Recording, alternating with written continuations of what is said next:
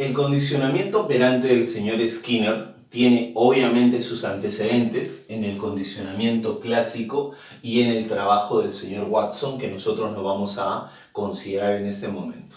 Pero él realiza una inclusión distinta en esta relación que los conductistas trabajan, que es estímulo-respuesta. Él incluye un nuevo elemento y esto va a dar lugar a algo que él va a llamar la triple relación de contingencia. Fíjate que ya no son solamente dos elementos, ¿no? No solamente hablo de un estímulo que produce una respuesta, sino voy a hablar de un estímulo, una respuesta y otro estímulo. Eso se llama la triple relación de contingencia.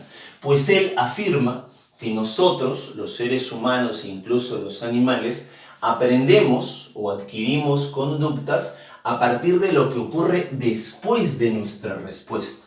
O sea, él dice, mira, no solo basta el estímulo para generar una respuesta, sino que después de esta respuesta algo va a ocurrir que va a producir de regreso la posibilidad de que la próxima vez que él se vuelva a presentar, esta conducta vuelva a ocurrir o no. Profesor, no le entiendo muy bien. Entonces voy a dar un ejemplo que yo siempre doy, que es muy sencillo y que grafica esta situación.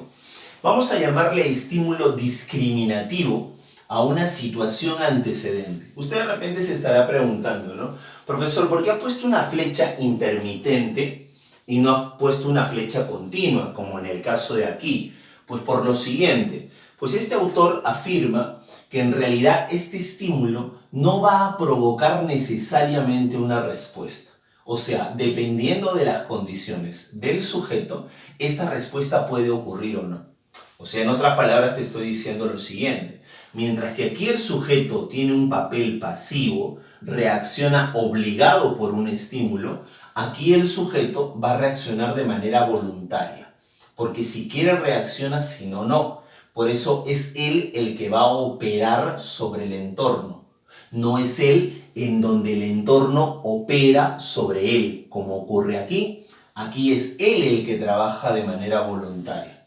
Y ojo, frente a esta situación o estímulo antecedente, él emite una respuesta. Y dicha respuesta va a traer una consecuencia. Esa consecuencia va a determinar que la próxima vez que él ocurra, él vuelva a pasar o no. Observa, estímulo discriminativo. Vamos a imaginar que como estímulo discriminativo o antecedente tenemos a tu mamá que está caminando por la calle y el estímulo discriminativo es una señora que vende juguetes. Está caminando con tu hermanito y el estímulo es una señora que vende juguetes. Fíjate lo siguiente, que tu hermanito, no otro niño que está ahí caminando por la calle con su madre, sino tu hermanito, es el que decide reaccionar de la siguiente manera. Tu hermanito ve a la vendedora de juguetes y le dice a tu mamá, mamá juguete, y tu mamá le dice no. Le dice, mamá juguete, y tu mamá le dice no, y tu hermanito se tira al piso, se revuelca en el suelo, comienza a hacer pataletas, la cabeza le gira, bota espuma por la boca, tu hermanito se revuelca, prácticamente parece exorcizado, y lo que hace tu madre, fíjate, frente a la conducta de tu hermanito, en esta situación, tu madre va corriendo donde la señora que vende juguetes y le compra un juguete. O sea, la conducta de tu hermanito provoca que tu madre le compre el juguete. Ahora que le compró el juguete, mi pregunta es la siguiente. La próxima vez que vuelvan a ver una vendedora de juguetes, ¿de qué manera crees que va a reaccionar tu hermanito? ¿Hará o no hará la pataleta? Profe, la va a hacer. ¿Sabes por qué la va a hacer? Porque la primera vez que lo hizo, la consecuencia que trajo fue una consecuencia agradable para él. Entonces, lo que ha ocurrido después como consecuencia está determinando que en lo sucesivo, cada vez que vea esta situación, tu hermanito actúe de esa manera. Entonces, fíjate, quien va a determinar que esta conducta vuelva a ocurrir es lo que pasa después de esta conducta. ¿Se entendió más o menos? Ya, mira, vamos a imaginar otra situación. Que en realidad tu hermanito en la calle no estaba con tu mamá, sino que estaba con tu padre. ¿Ya? Entonces ven a la vendedora de juguetes, le hace la misma escena, papá juguete, tu papá le dice que no, y tu hermanito se tira al piso, comienza a revolcarse, tu padre se acerca y lo patea en la cara. Fíjate, frente a la situación de la vendedora de juguete, tu hermanito hace pataleta y tu padre lo patea en la cara. Pregunta. Si tu padre lo patea en la cara, la próxima vez que vuelvan a ver una vendedora de juguetes, ¿tu hermanito lo volverá a hacer, sí o no? No, pues, ¿te das cuenta o no? Porque sabe que si lo vuelve a hacer, le va a caer una patada en la cara. ¿Está claro? Sencillísimo, ¿cierto? Ahora, voy a decirte lo siguiente. Debes saber que el de aquí puede tomar dos nombres. Podría ser que esto que ocurre aquí sea considerado un refuerzo o podría ser también considerado un castigo. Profesor, ¿y de qué va a depender que yo le llame refuerzo o castigo? Muy simple. Si el sujeto luego de esta conducta, lo que ocurre aquí, termina dejándolo feliz, ¿no? Feliz, conforme, vamos a decir que lo que está ocurriendo aquí está actuando como un refuerzo. Pero si esta situación lo deja triste a tu hermanito o al sujeto, vamos a decir que lo que está ocurriendo aquí se presenta como un castigo. Entonces yo pregunto, cuando hablamos de la escena con tu madre, que le fue a comprar el juguete, ¿tu hermanito quedó feliz o quedó triste? Profe, quedó feliz. Entonces tu mamita está aplicándole refuerzo. Cuando hablamos de la situación con tu padre, que lo pateó en la cara, pregunta, ¿tu hermanito quedó feliz o quedó triste? Profe, quedó triste. Entonces tu papá le está aplicando castigo. Hasta ahí está claro, ¿eh? Refuerzo si lo deja feliz, castigo si lo deja triste. Muy bien, profesor. ¿Qué más? Creo que estás notando que cada uno de ellos tiene dos modalidades, ¿no? Positivo y negativo. Positivo y negativo. Muy sencillo. Vamos a llamarle positivo en ambos casos cuando esto que ocurre aquí se refiere a la aparición de un estímulo. Y voy a llamarle negativo cuando esto que ocurre aquí representa la desaparición o evitación de un estímulo. En ambos casos, ¿eh? Repito, positivo es cuando lo de aquí representa la aparición de un estímulo y dicho estímulo lo deja feliz. Negativo, acá, positivo, acá positivo acá abajo, cuando esta situación representa la aparición de un estímulo, pero que en este caso lo deja triste. Profesor, y negativo, en este caso, representa la desaparición o evitación de algo que lo deja feliz. Y aquí sería la desaparición o evitación de algo que lo deja triste. Profe, dijo feliz y triste, ¿no? Sí. Creo que te estás dando cuenta que si el sujeto queda feliz, la próxima vez lo va a volver a hacer. Significa que el refuerzo aumenta la conducta. En cambio, el castigo no. Como quedó triste, el castigo disminuye la frecuencia de la conducta. Vamos al ejercicio. Decía, ¿no? Vendedora de juguetes, tu hermano hace pataleta y tu madre le compra el juguete. Queda feliz. Pero esto que ocurrió aquí representa una aparición o desaparición de algo. Profe, aparición. Apareció un juguete que lo dejó feliz. Como es aparición, usted va a decir que es refuerzo positivo, porque es aparición. ¿Ya? Vendedora de juguetes, tu hermano se tira al piso, tu padre lo patea en la cara. Profe, queda triste, muy bien, pero queda triste. ¿Por qué? Por la aparición o desaparición de algo. Profe, lo que lo dejó triste fue la patada en la cara, lo que apareció. Eso que apareció le vamos a llamar positivo. Entonces lo que tu papá aplicó fue castigo positivo. Yo sé que usted está pensando ahí en su hogar y está diciendo, ¿cómo el profesor le va a llamar positivo a golpear a un niño? Señor, es que esto no tiene que ver con cuestiones valorativas. Esto no tiene que ver con bueno o malo. Esto tiene que ver con simplemente sumarle aparece, o quitarle, desaparece. Simplemente eso, no tiene que ver con cuestiones valorativas. ¿Está bien? Ya, profesor, yo me di un ejemplo de cada uno. Ahora deme un ejemplo de negativo, ¿cómo sería? Ya vamos a imaginar que tu mamá te dice, hijo, si le ayudas a hacer su tarea a tu hermano, yo te dejo salir a la calle. Mira, tu mamá te está prometiendo salir, irte a la calle. Entonces tu mamá está que te trata de condicionar ¿con qué? Con la aparición de algo agradable. Sigue siendo refuerzo positivo. Pero vamos a suponer que estás con tu hermanito y no quiere hacer su tarea. Entonces, frente a su negativa, tú decides ir a su cuarto, tomar sus juguetes, llevarlos al patio, tirarles tiner y prenderles fuego. Pregunta, ¿tu hermano queda feliz o triste? Profe, quedó triste. Muy bien. ¿Quedó triste por la aparición o desaparición de algo? Profe, le desaparecí sus juguetes. Entonces, tú le has aplicado castigo negativo. Excelente, profe. Excelente. ¿Qué te parece si tu mamá te dice, mira hijo, si esta vez ingresas a la universidad, nunca más vuelves a cuidar a tu hermano ni a lavar tu ropa? Pregunta, ¿quedas feliz o triste? Profe, quedo feliz.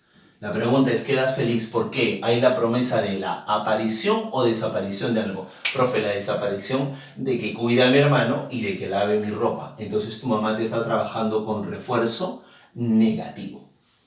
¿Está claro o no? Sencillito, señores, ¿ah? Sencillito. Ahora, notarás aquí que yo he colocado una flecha y le he puesto costo de respuesta. Ocurre que también se le llama al castigo negativo de esta manera, costo de respuesta. Y habrás notado que aquí también aparece la palabra extinción, igual que aquí, pero hay una diferencia, ¿no? Mientras aquí la extinción se entiende como una suerte de olvido de aquello que se hacía o que se había aprendido porque usted dejó de darle un elemento, un estímulo. Aquí le voy a llamar extinción cuando yo dejo de reforzar una conducta.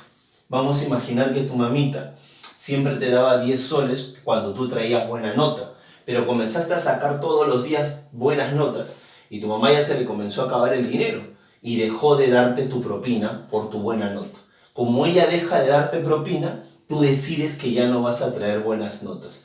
El que haya reforzado la conducta y la deje de reforzar va a producir en usted la extinción de una conducta. Entonces a eso se le llama extinción en el condicionamiento operante. ¿Qué nombre le estoy, a qué me estoy refiriendo con ello? A que yo reforzaba algo y he dejado de hacerlo. Como lo he dejado de hacer, el sujeto deja de comportarse también de esa manera. ¿Está bien? Entonces en los dos ocurre la extinción. Creo que hasta ahí está sencillo. Son las dos primeras teorías. Vamos a ver unas 2 o 3 teorías más sobre el aprendizaje. ¿Está claro? Bien, muchachos, las siguientes teorías diríamos que terminan por complementar las teorías iniciales que hemos tratado de desarrollado, como vienen a ser el condicionamiento clásico y el condicionamiento operante. De estas 3 que usted tiene aquí expuestas en la pizarra, solamente son estas 2 a las que podríamos considerar ligadas a algo fuera de lo conductual, ligadas más al procesamiento de la información, por un lado, o teorías cognitivas, y esta también ligada a la cuestión social, cognitiva social. Esta es otra forma de teoría conductual y yo no la mencioné, debí haberla mencionado por una cuestión cronológica tal vez, porque esta escuela de aquí, o esta teoría, perdón, no constituye una escuela como tal, representa el fundamento para que surja el condicionamiento operante.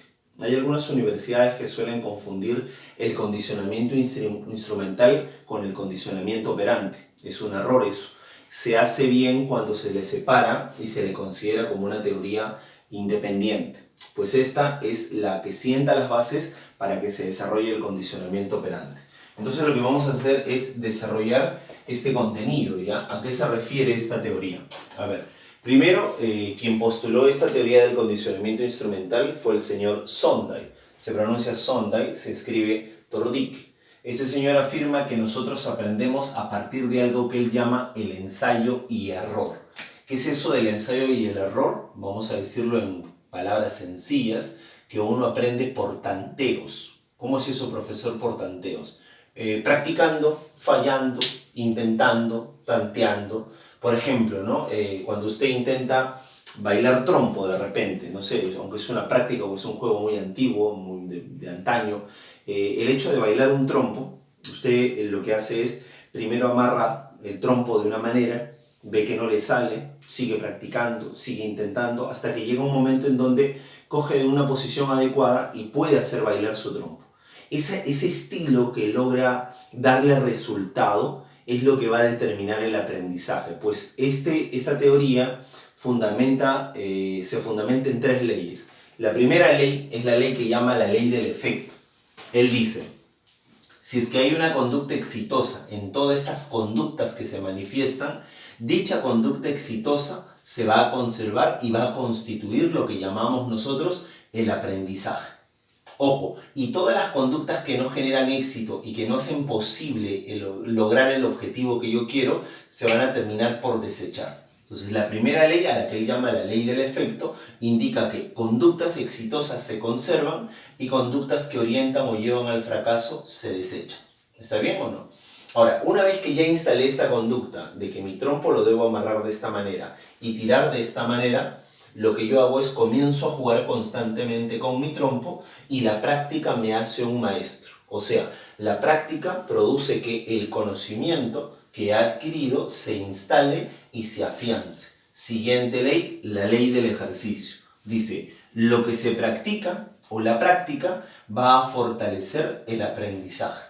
¿Te das cuenta? Entonces yo practico y el aprendizaje se fortalece. Ahora, profesor, han pasado 8 años que yo ya no juego con ningún trompo. Entonces, por el paso del tiempo y la ausencia de práctica, usted ha sido víctima de una ley que se llama la ley del desuso. Que indica esta ley que lo que no se practica se termina por olvidar. Fíjate, de estas 3 leyes hay una que es la que sirve de fundamento para la teoría del condicionamiento operante. Y esa ley es la ley del efecto. ¿Te acuerdas que decía que el condicionamiento operante afirma que el aprendizaje se da por la consecuencia de la conducta? Esto es, bueno, mi conducta me trae éxito y se conserva ese aprendizaje. Este es el fundamento para el desarrollo de esa teoría llamada condicionamiento operante. Por eso es que la suelen confundir, pero son cosas distintas. ¿Está bien? Y vamos a observar estas 2 leyes o 2 teorías que representan lo que vendría a ser el aprendizaje como proceso y ya no como producto. A ver, la primera es muy conocida, es el famoso aprendizaje vicario, ¿no? El aprendizaje vicario está representado por el señor al que vamos a llamar Bandura. Vamos a colocar su nombre por acá, el señor Albert Bandura. Ahora, debe saber usted que este aprendizaje vicario también se ha hecho conocido con otros nombres, ¿no? Los otros nombres los he colocado ahí. A ver, vamos a colocar primero el representante, el señor Bandura. Se ha conocido también como el aprendizaje observacional, ¿sí? Y el aprendizaje social. ¿Por qué profesor observacional o aprendizaje social? Pues justamente el señor Bandura afirma que nosotros aprendemos a partir de algo que él denomina la imitación. Que el aprendizaje fundamental, sobre todo el aprendizaje de conductas motoras, se aprenden a partir de la imitación. Este es el mecanismo inicial de aprendizaje, sobre todo en los infantes, en los niños, a partir de la imitación. Y para imitar, para que este aprendizaje ocurra, se necesita de la interacción. Por eso también le puedes llamar social. Y tiene como requisito que el sujeto tenga la capacidad de poder observar un modelo. Si tiene un problema de atención, este aprendizaje no se va a instalar. Entonces, el proceso que él determina para que este aprendizaje ocurra, dice, va a transcurrir en 2 momentos generales. El primer momento, el momento de la observación, es donde el sujeto, ¿qué cosa hace? Atiende a su modelo. Entonces, un requisito que vamos a indicar es que el sujeto que intenta aprender bajo este modelo no debería tener problemas de atención. ¿Te das cuenta? Debe tener un buen nivel de atención. Una vez que atiende el sujeto, lo que va a hacer es retener ese modelo. Lo retiene en su cabeza y lo almacena. Ese almacenamiento o retención exige de la presencia de la memoria. ¿Para qué? Para que luego en otra ocasión, ya, de manera voluntaria, va a reproducir aquello que ha atendido y retenido. Ese segundo momento lo vamos a llamar la ejecución motora. Fíjate, ¿ah? Porque el principal aprendizaje que se adquiere bajo este modelo es el aprendizaje motor. Entonces tenemos que una niña observa a su hermana cómo se pone a bailar frente a su celular en una aplicación llamada TikTok. La niña tiene a su hermana como un modelo, lo que hace es la observa, la atiende, retiene la conducta y luego reproduce sola. La pequeña también simula tener un celular y simula bailar frente al celular como la reproducción de lo que su hermana hizo. ¿Te das cuenta? Eso sería la ejecución motora. ¿Sí? Está claro, ¿no? Sencillísimo. Y finalmente la famosa captación de relaciones. La teoría de la captación de relaciones, algunos libros las consideran con otros nombres, ¿no? Hay que tener bastante cuidado. Yo he leído por ahí que ponen descubrimiento de relaciones. Hay que tener cuidado con llamarle descubrimiento porque hay una teoría que se llama la teoría del descubrimiento. Y esa teoría no es lo mismo que esta, pues, ¿no? A ver, para empezar, los representantes de esta teoría están ligados a lo que llamamos la escuela Gestalt, la Gestalt. Estos son dos personajes de la Gestalt. Y ellos afirman que la percepción, que es como base de este aprendizaje, va a favorecer el aprendizaje. Profesor, ¿de qué manera? El sujeto dice va a aprender por algo que ellos llaman insight. ¿Y qué significa el insight, profesor? Dice que el sujeto del aprendizaje va a tener una situación a su alrededor que si lo que él hace es percibir de manera aislada los estímulos, no va a poder encontrar la solución o que se logre el aprendizaje. Solamente se va a lograr el aprendizaje cuando él haga insight. ¿Y qué cosa es insight? Que esos estímulos que él ha visto por separado termine integrándolos, asociándolos y encontrando una relación entre ellos. Y dicha relación le va a permitir entender cuál es la solución a ese problema o cuál es la vía que debe seguir para poder resolver dicho problema. Y esa comprensión de la nada, como una suerte de eureka, un descubrimiento, esa situación de descubrimiento es lo que él llama el insight. O sea, esta palabra, insight, se traduce como comprensión súbita. Le voy a dar un ejemplo más claro, ¿ya? Para que usted se dé cuenta. Le voy a dar hasta 2 ejemplos. Debe haberte ocurrido de repente que tu profesor de matemática te está explicando un ejercicio y de repente tú no te das cuenta, ¿no? No lo ves, no entiendes y le dices, profesor, repita nuevamente. Tu profesor vuelve a repetir y tú no entiendes, ¿no? Le dice, profesor, ¿puede volver a repetir? Lo que pasa es que no entiendo esa parte de ahí, ¿por qué usted hace eso? Y tu profesor te dice, ya, mira, yo hago esto por lo siguiente, ¿no? Por tal ley. Y tú dices, ya, profesor, ya me di cuenta ya dónde estaba el error. Eso significa que usted ha hecho insight, ha logrado asociar esos elementos, ha configurado una estructura y ha tenido una comprensión súbita. Porque recuerda que como representantes de la Gestalt, ellos se fundamentan en esta organización del todo y no considerar solamente las partes de manera aislada. Entonces, en esta organización del todo logran comprender súbitamente. Un segundo ejemplo lo debe encontrar en una serie animada que es para niños o grandes, como quieras, que se llama Ladybug, ¿no? Yo la veo por mi hijita. Ahí hay un personaje, una muchachita que cuando se transforma, ¿no? Toma una forma de superhéroe, lanza un medallón mágico, algo así, y este medallón le otorga una herramienta. Entonces ella no entiende para qué sirve esa herramienta. Entonces en un momento ella se queda así como que pensando, ¿no? No entiendo para qué sirve, y mira a su alrededor y todo se pinta de gris. Pero en este gris hay objetos que se comienzan a alumbrar o resaltar en rojo. Y en ese momento ella dice, ya está, dice, ¿no? Y resuelve la situación, envía a su amigo que lucha con ella para que haga tal cosa y termina ganándole al enemigo. Y en ese momento descubre ella, cuando dice, ya sé cómo, está descubriendo para qué sirve este instrumento que pareciera absurdo en un inicio. ¿Está bien? Porque ella ha logrado hacer insight, tener comprensión súbita de la situación. ¿Está claro? Bien, sencillo, ¿no? Estas son las teorías clásicas acerca del aprendizaje, algunas de ellas ligadas a escuela. Hemos relacionado las teorías del lado de como producto y como proceso. Y bien, vamos a pasar a resolver las preguntas que hemos preparado para esta clase, alrededor de 40 preguntas. Vamos a tratar de resolver una a una las preguntas. ¿Listo? Entonces, vamos por las preguntas. Bien chicos, vamos a comenzar a resolver las preguntas propuestas para este tema. La primera pregunta dice, un ejemplo de conducta aprendida es cuando si una persona expresa tener, a ver, ¿cuál de ellas sería aprendida? Dice, tener la emoción de miedo. Recuerde que el miedo es innato, el miedo no se aprende. Luego cuando el miedo se generaliza a algunas cosas o se adquiere bajo la forma de una fobia, eso sería aprendizaje. La maduración en el control del esfínter uretral. Si hablamos de maduración, estamos hablando de algo que no es aprendizaje, es un cambio de conducta producto de una programación que existe biológica. Tampoco sería. Letra C, el reflejo de Babinski. Un reflejo tampoco es un aprendizaje, es una conducta innata, entonces no es. Letra D, la fobia a lugares cerrados. Claro, una fobia es un aprendizaje que hemos llamado aprendizaje afectivo, ¿no? Entonces, esa fobia a lugares cerrados recibe el nombre de claustrofobia, ¿ya? Cuando uno le tiene fobia a lugares abiertos, se le llama agorafobia.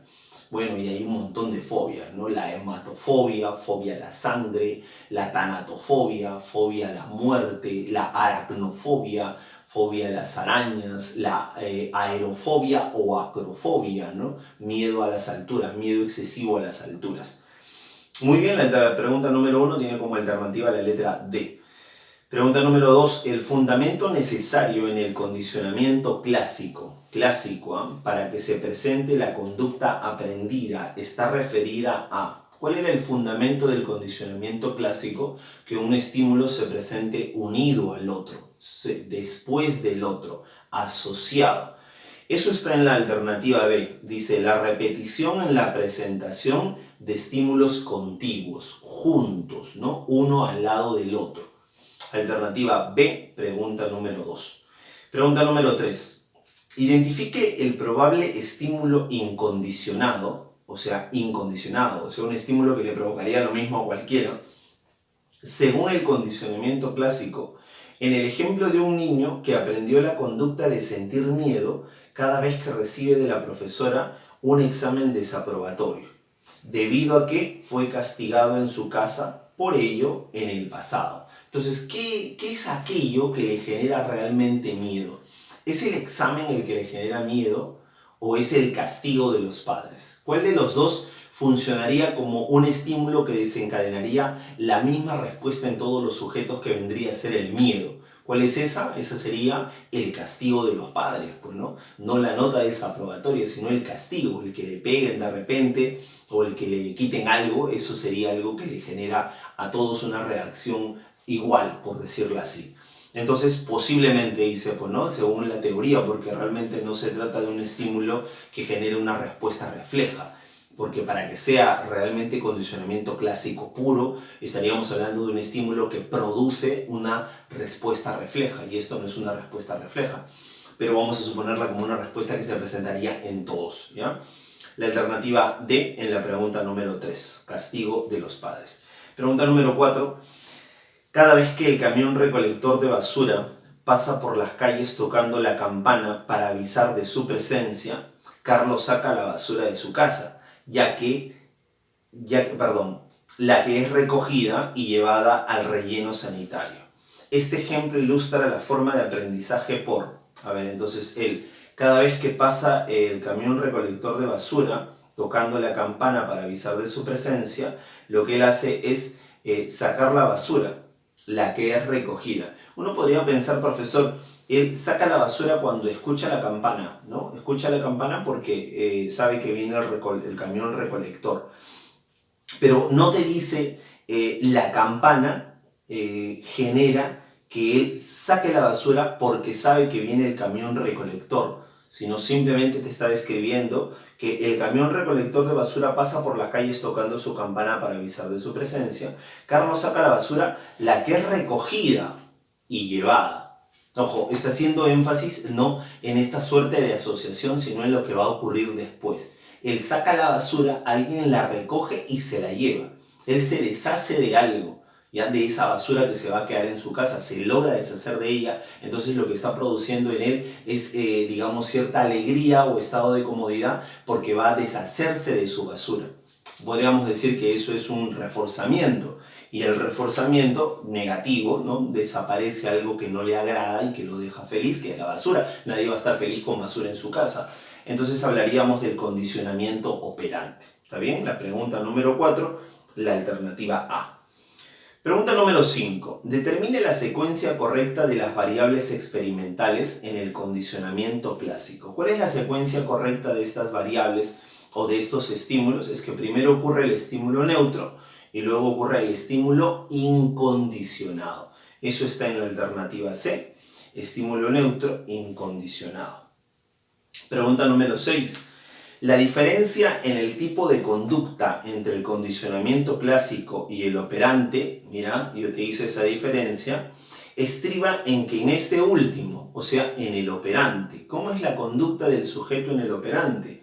La respuesta del sujeto es emitida voluntariamente, pues este sujeto opera en su entorno. El sujeto lo que hace es actúa de manera voluntaria, no obligado a reaccionar por un estímulo. ¿Está bien? Entonces diríamos que la clave correcta sería la letra E. La emite voluntariamente. ¿Está bien? La letra E. Pregunta número 7. Principio conductual operante, estamos hablando de operante, refuerzo, castigo, que rige la conducta de un niño que cada vez que se siente presionado tiende a morderse las uñas. Mira, cada vez que se siente presionado se muerde las uñas para reducir su nivel de ansiedad. O sea, si él se come las uñas, deja de estar ansioso, queda feliz. Eso es reforzamiento. Pero queda feliz, ¿por qué? Porque desaparece la ansiedad. Entonces, eso sería reforzamiento negativo. La alternativa, la letra A. ¿Está bien? Seguimos. Pregunta número 8. Modelo de aprendizaje en el cual la conducta está controlada por un sistema de recompensas y castigos. Sencillo, ¿no? Sería condicionamiento operante. Pregunta 9. ¿Qué principio del condicionamiento operante se cumple cuando el alumno que destacaba en la presentación de las tareas escolares después deja de hacerlas debido a que el profesor ya no revisa? O sea, el profesor revisaba y él las hacía, pero ahora como ya no revisa, las ha dejado de hacer. Entonces en él ha ocurrido que la conducta que estaba presentándose producto de el reforzamiento va a desaparecer porque se deja de reforzar. Entonces está ocurriendo lo que llamamos la extinción. Pregunta número 9, la alternativa E. Pregunta número 10. El chofer de un microbús comete una infracción grave de tránsito. En consecuencia, el policía detiene e incauta el vehículo conduciéndolo al depósito municipal. Este caso permite ilustrar el concepto de él queda feliz o triste. Profesor, él queda triste. Y queda triste, entonces eso es castigo. Y queda triste por la aparición de algo o la desaparición de algo. Profesor, le incautan su auto, entonces desaparece su auto. Estaríamos hablando de ¿qué? Del castigo negativo. La pregunta número 10, la alternativa C. Pregunta número 11. Una persona está en el paradero esperando el ómnibus para ir a su casa, expuesto al calor del sol. Compra un gorrito y al colocárselo en la cabeza evita que el sol le dé en la cara. El hecho de decir evita ya a usted le tiene que hacer pensar que desaparece algo y eso tiene que ser negativo. Entonces vamos a preguntarnos ahora, ¿es refuerzo o es castigo negativo? Pregunta, el que desaparezca la luz del sol, ¿no? O el calor sobre su rostro y que desaparezca lo deja feliz o triste. Profesor, lo deja feliz. Entonces, si lo deja feliz va a ser reforzamiento. Reforzamiento donde desaparece algo sería reforzamiento negativo. La pregunta número 11 sería la letra B. Pregunta número 12. En un paradero de la Panamericana Norte, es una avenida aquí en Lima, ocurrió un accidente, creo que se prolonga, ¿no? Se prolonga. Ocurrió un accidente en el cual perdieron la vida 3 personas. Después de presenciar dicho accidente, María experimenta un fuerte temor cada vez que pasa por dicho lugar. Este temor se adquirió ella vio un accidente y de ahí en adelante, cada vez que pasa por ese lugar, le da temor. ¿Por qué? Porque vivió una experiencia donde asoció esa avenida a un accidente. Entonces, ella ha realizado una asociación de estímulos, ha aprendido por lo que se llama condicionamiento clásico. ¿Ya? La alternativa sería la letra B. Pregunta número 13. Cada vez que un trabajador cumple su tarea antes del tiempo prefijado, el dueño de la fábrica elogia públicamente su desempeño. En este caso, el estímulo reforzador es: ¿cuál es aquel que va a actuar como el estímulo que va a aumentar la frecuencia de su conducta? ¿Qué cosa? El elogio del jefe, ¿cierto? Entonces sería el elogio en público. La letra D, la pregunta número 13. Muy bien, ya está. Pregunta número 14. Cada vez que un joven va a visitar a una chica, lleva pollo al horno, pizza o algún postre. Tanto la chica como su familia reciben al joven con alegría y lo tratan muy bien. Fíjese este secreto, ¿ah? En este caso, la conducta operante es: ¿cuál es la conducta que realiza el sujeto de manera voluntaria? El llevar pollo al horno, pizza o algún postre. ¿Está bien? Pregunta número 14, la letra D. Pregunta número 15. Un alumno está conversando con uno de sus condiscípulos. Durante la clase de trigonometría, el profesor cambia de lugar al amigo del alumno. La acción del profesor permite ilustrar el concepto de cambia de lugar al amigo con el que está conversando. ¿Él queda feliz o queda triste? Profe, queda triste. ¿Por la aparición o desaparición de algo? Por la desaparición de algo. Se lo llevan a su amigo. Entonces eso sería, ¿qué cosa? Castigo, negativo. La respuesta sería la letra C. Pregunta 16. Un perro se orina de miedo cada vez que observa a su amo levantar el látigo para castigarlo. En este caso indica el estímulo condicionado. Ojo, ¿qué es lo que no debería generarle miedo y que ahora le genera miedo al animal? Le genera miedo el látigo. ¿Está bien? Porque solo ve el látigo no debería generarle miedo. Pero como ya vivió la experiencia del golpe, el látigo está funcionando como un estímulo condicionado. La letra D. Pregunta 17. El niño que tiende a aislarse y evita conversar con sus compañeros del colegio para que no se burlen de su disfemia, que es lo que tú llamas tartamudez, ese niño que tiende a aislarse es una conducta que estaría regida por el principio conductual denominado.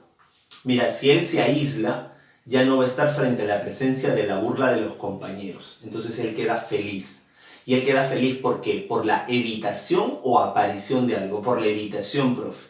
Feliz por la evitación. Eso es reforzamiento negativo. La alternativa sería la letra A. ¿Está bien? Pregunta 18. Principio de aprendizaje conductual compatible con la siguiente expresión.